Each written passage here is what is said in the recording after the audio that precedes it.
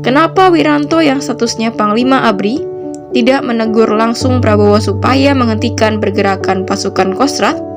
Apakah Wiranto ada misi lain? Habibie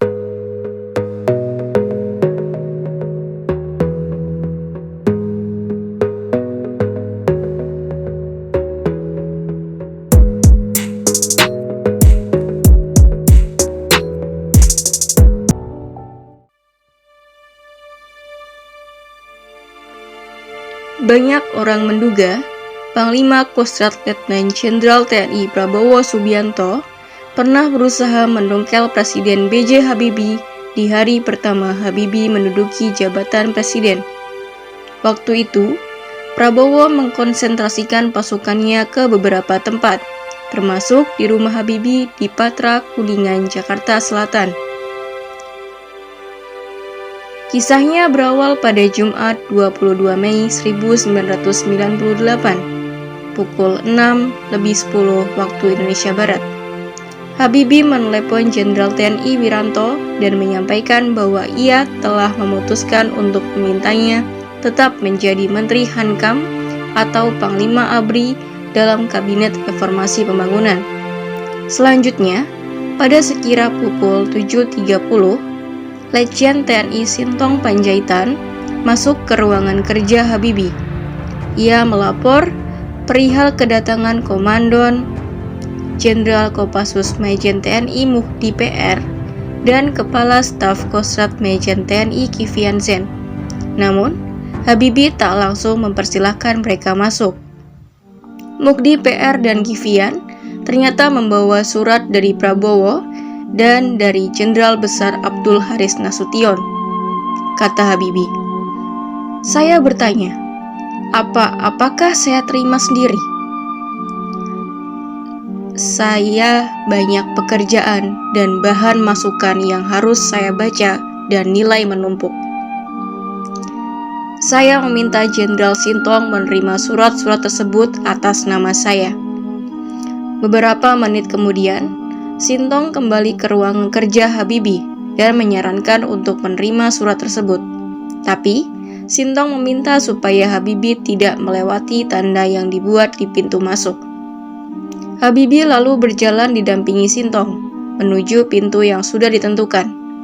Di depan pintu tersebut, ia menerima Muhdi dan Kiflan yang menyampaikan surat-surat titipan itu.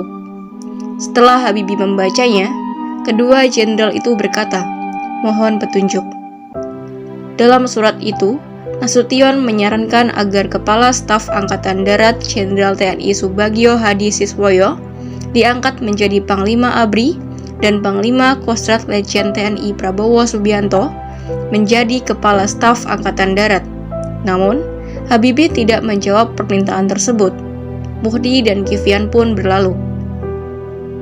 Sekira pukul 9 waktu Indonesia Barat, Habibie meninggalkan rumahnya dan berangkat menuju Istana Merdeka. Ia didampingi Sintong Panjaitan, Ahmad Watik Pratikya, Jimmy Asadiki, Gunawan Hadisusilo, dan Fuad Rashid. Habibie memasuki Istana Merdeka dari pintu gerbang depan sebelah barat. Di depan tangga, Wiranto sudah menanti kedatangannya. Wiranto memohon kepada Habibie untuk diperkenankan melaporkan keadaan di lapangan, tetapi hanya 4 mata.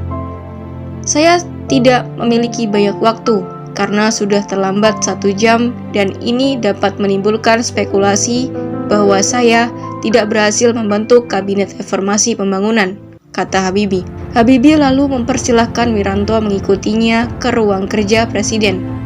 Di sanalah Wiranto melaporkan bahwa pasukan Kostrad dari luar Jakarta bergerak menuju Jakarta dan ada konsentrasi pasukan di kediaman Habibie, di Kuningan, juga di Istana Merdeka. Lalu, Wiranto memohon petunjuk pada sang presiden. Dari laporan tersebut, Habibie berkesimpulan bahwa Panglima Kostrad Prabowo Subianto bergerak sendiri tanpa sepengetahuan Panglima ABRI. Habibie lalu melihat jam-jam yang ada di tangannya. Kepada Wiranto, ia memberikan perintah agar sebelum matahari tenggelam, Panglima Kostrad sudah harus diganti. Kepada penggantinya diperintahkan agar semua pasukan di bawah komandan Panglima Kostrad harus segera kembali ke kesatuan masing-masing. Wiranto bertanya, "Sebelum matahari terbenam?" "Saya ulangi, sebelum matahari terbenam," jawab Habibie. "Siapa yang mengganti?" "Terserah Pangap." Wiranto lantas mengusulkan Panglima Kodam Siliwangi Majen TNI Damhari Caniago sebagai Panglima Kostrad. Namun, karena masalah teknis, sehingga acara pelantikan baru bisa dilaksanakan esok hari.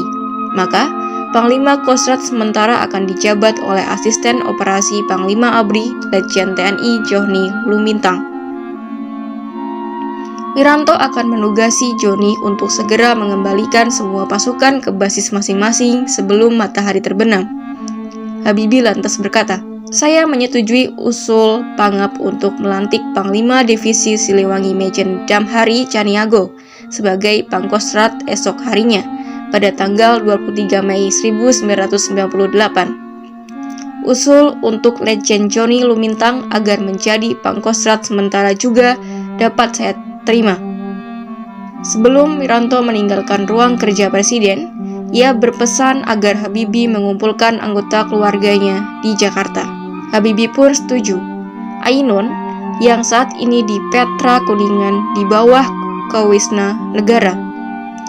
Begitu juga Insana, istri Ilham Akbar, bersama Nadia dan Pasca, cucu Habibie, diterangkan dengan helikopter dari Bandung ke Jakarta untuk bergabung. Ilham sendiri, setelah mendarat di Bandara Soekarno-Hatta, segera dibawa ke Wisma Negara. Sementara Tarek Kamal dan Widya, istrinya, sedang dalam perjalanan ke Jerman. "Untuk beberapa lama, kami harus tinggal di Wisma Negara?" tanya Habibie. "Tergantung perkembangan keadaan," jawab Wiranto. Habibie ternyata menyetujui usul Wiranto karena ia sangat risau. Ia berkata, "Apakah tidak lebih aman jikalau keluarga saya masih di tempatnya masing-masing? Saya teringat nasib keluarga Tir Romanov dari Rusia yang semuanya dibunuh di satu tempat dalam revolusi kaum Bolshevik. Pemikiran yang mengerikan timbul." Agaknya, Habibie diliputi ketakutan yang luar biasa akibat suasana politik dalam fase pergantian kekuasaan itu. Kerisauan Habibie dikuatkan oleh pernyataan Wiranto. Presiden Habibie amat terkejut dengan situasi yang ada. Kekhawatiran akan adanya pihak-pihak yang tidak setuju dengan pengangkatannya sebagai presiden masih tinggi. Jadi, dari sejarah ini, menurut Anda, apakah Prabowo memang berniat mendongkel Presiden Habibie, atau Wiranto yang terlalu berlebihan menceritakan pergerakan pasukan Kostrad Prabowo kepada Habibie, sehingga Habibie menyimpulkan ada kekuatan yang mau mendongkel kursi kepresidenannya?